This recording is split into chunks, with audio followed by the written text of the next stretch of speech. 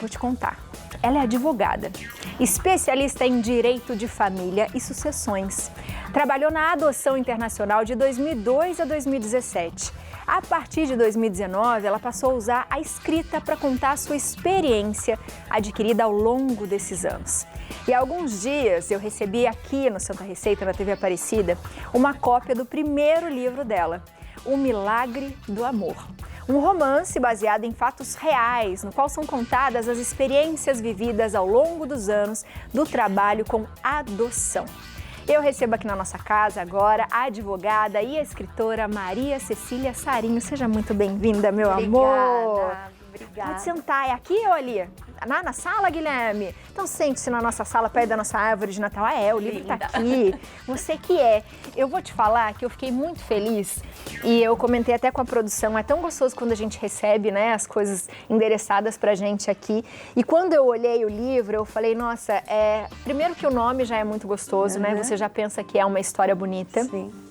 E quando eu vi que você está contando as suas experiências do trabalho com um assunto que a gente ainda tem muita dúvida, que as pessoas ainda pensam muito sobre isso, que é a adoção, eu achei incrível. Então seja bem-vinda à nossa casa. Obrigada, Ana, obrigada. Eu agradeço demais o convite, né? Te acompanho tanto tempo, né? E assim, foi um prazer, realmente uma alegria receber esse convite, estar aqui e poder falar desse tema que eu gosto tanto. Quando você começou a trabalhar com adoção, como foi?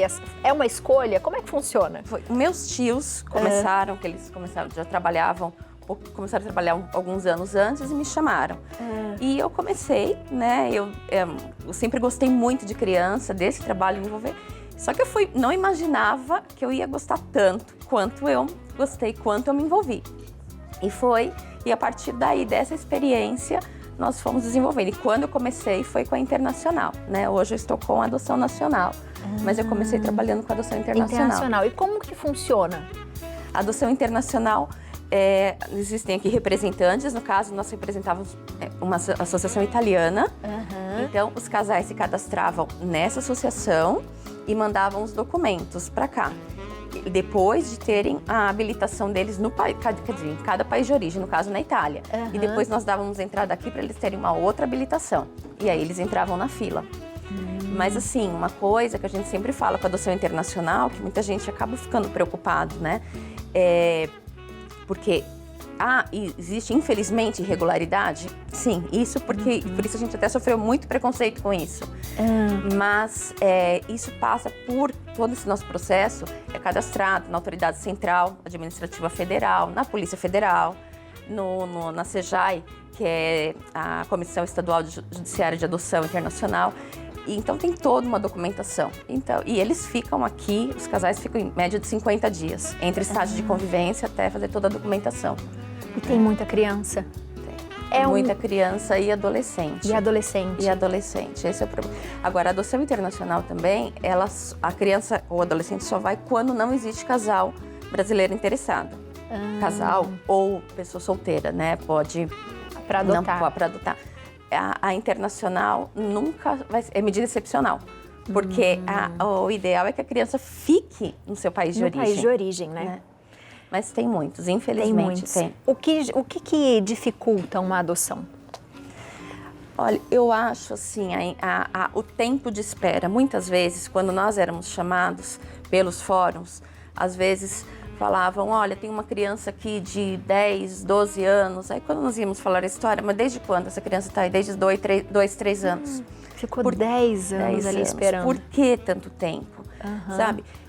Muitas vezes tinha que se tentar voltar para a família biológica, e eu concordo, a prioridade é a família biológica, mas a partir do momento, falava assim, a mãe vê a cada 6 meses, uma vez por ano, isso não é vínculo, né? A criança, quando ela é abandonada, depois de 1 ano, quando ela está se recuperando, aí aquela mãe aparece, desestabiliza. Ai, tadinha, e até voltar esse psicológico de novo, entender que um dia, de repente, a mãe pode aparecer e levar, e isso nunca acontece. Sim, e isso acaba atrapalhando, isso que depois a gente até tentava sempre conversar, porque até essa criança se deixar levar na adoção é diferente. É diferente. Porque ela vai achar que ela vai ser abandonada também. Sim. Ela não vai a criança não é assim. Como você vai trabalhar com o emocional da criança e falar, não, olha, fica tranquila, dessa vez vai dar certo, né? Então, esse é o problema. Então, eu acho que a maior dificuldade é o tempo de espera, né? Muitas vezes, a ansiedade, às vezes, dos pretendentes, que é natural. Que é natural. É natural. E como foi, de repente, pensar assim, quer saber, eu tenho algumas histórias e eu quero colocar isso num papel. Como é que foi pensar isso? Quando nós estávamos trabalhando, era cada coisa que eu falava assim, bom, já ouvi de tudo. Aí chegava uma história que surpreendia. Aí eu falava assim, não, isso a gente precisa colocar, isso vai dar um livro ainda. E eu sempre falava ao longo dos anos. E depois, aí chegou uma hora, eu falei, não, eu escrevia, sempre escrevo, assim, textos, né? Inclusive agora eu tô para atualizar o site, o blog, tudo para colocar textos falando assim, aleatoriamente, alguns temas separados. Mas eu falei, não, e se a gente condensasse? Só que a ideia era como colocar, porque eu não poderia expor ninguém. Sim. Isso é um perigo, eu não poderia expor ninguém. Então aí veio a ideia, fazer um romance, todas as histórias, todos os fatos são reais. Porém, eu criei um cenário. Os personagens são todos fictícios. Os nomes, lugares. Lugares, idades.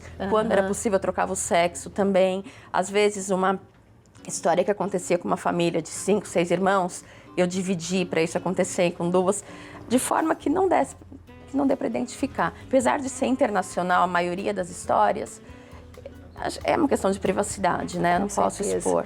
E tem alguma história que te marcou muito e que de repente você representou aqui no livro? O que a gente pode ver de exemplos de histórias que tem aqui no livro?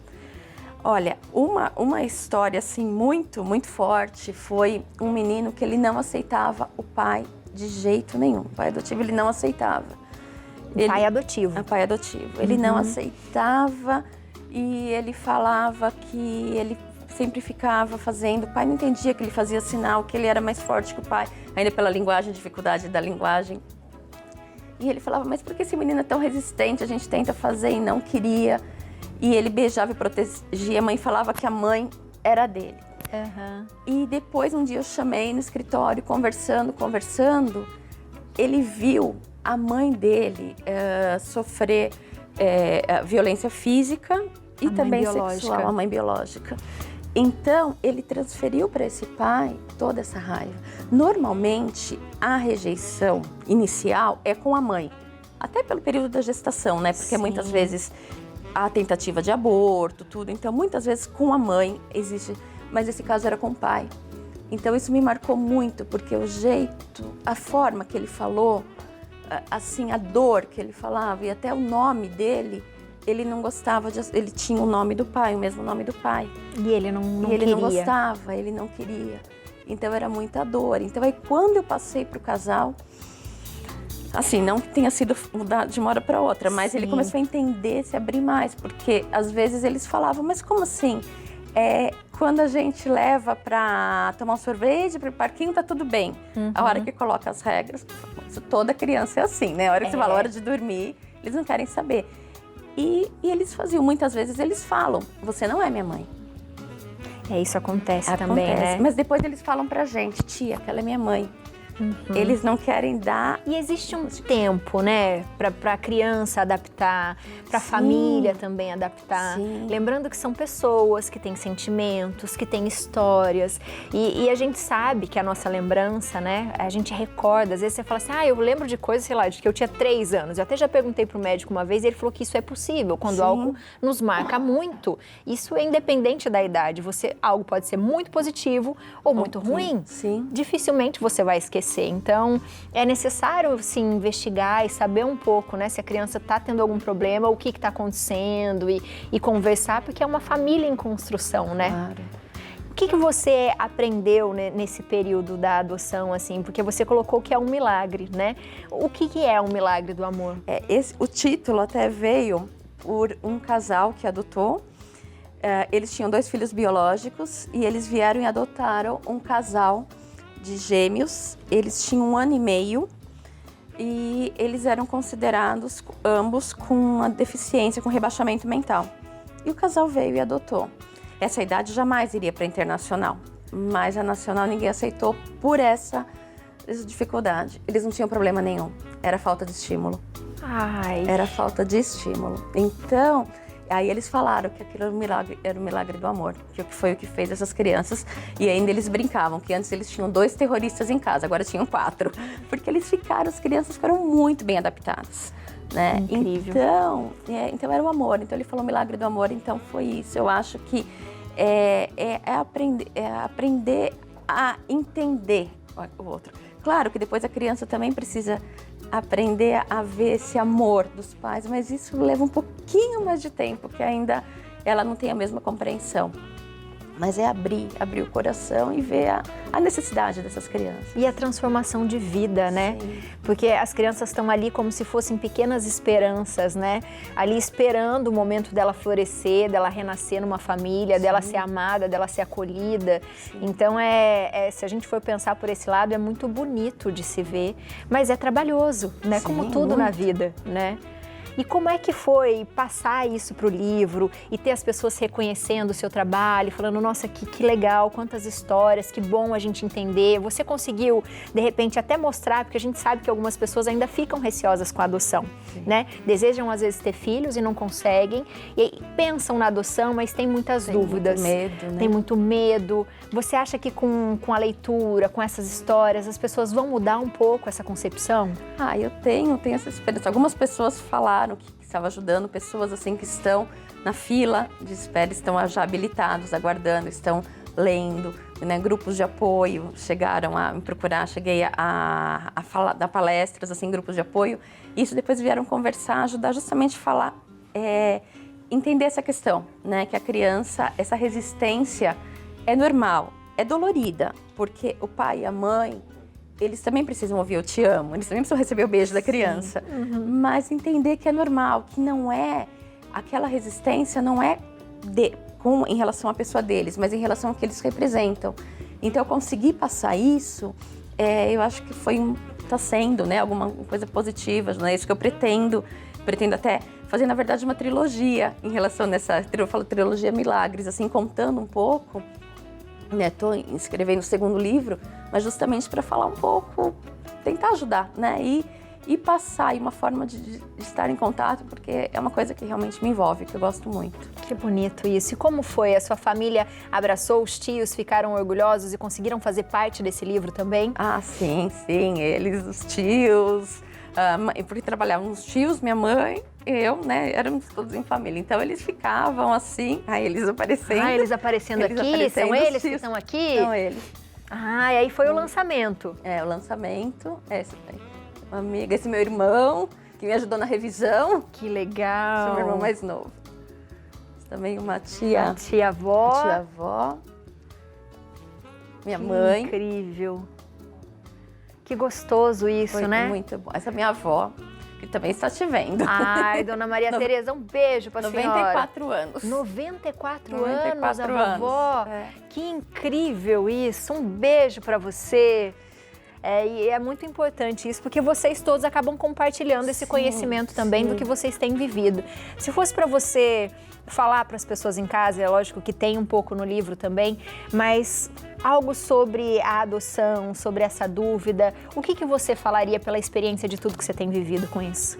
Acho que é um processo, um processo, uma construção, uma coisa que nós usávamos, uma frase que nós usávamos para falar, era como quando nós estamos modificando, criando, né, um ser humano, tentando modificar, é como a construção de uma catedral, né, peça por peça. Uma catedral, ela não vai ficar pronta de uma hora para outra, é uma peça por peça, mas ao mesmo tempo que nós modificamos, tentamos ajudar, nós também temos a nossa mudança, nós nunca seremos os mesmos, né? Então eu acho que vale a pena conhecer.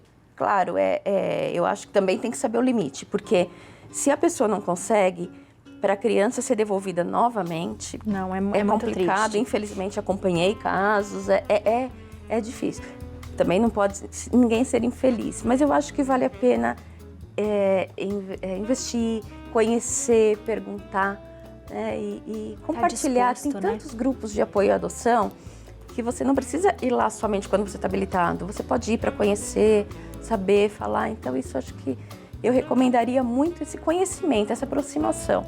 ver e conhecer outras pessoas. Porque existe o milagre do amor em Existe tudo um nessa milagre. vida. Sim, com certeza. Eu fico muito feliz de você ter vindo aqui. Fiquei muito feliz de receber o livro. Eu acho que é uma forma da gente falar para as pessoas em casa também, que é gostoso, né? Quando a gente faz um trabalho e a gente quer compartilhar e partilhar com as pessoas. Então a gente fica aberto para receber, né, os trabalhos das pessoas, e muito feliz de saber que você também nos assiste, né? E que foi assim, com muito nosso carinho, contato. com muito carinho. Muito obrigada. E nos conte sobre a trilogia. Sim, Tá eu bom? vou avisando. E agradeço o convite, foi um prazer muito grande estar aqui. O prazer é nosso. Se você de casa ficou com dúvida, quer saber como você faz para encontrar o livro, ó, o Instagram dela é @CeciliaSarinhoADV, de advogada. Isso.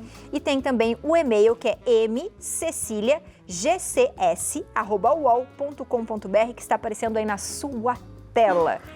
Um beijo para você e para toda a família, viu? Obrigada. Um ótimo ano pra gente. Pra você também. Muito sucesso, muita paz, saúde. Amém. Amém para nós, minha gente, não é?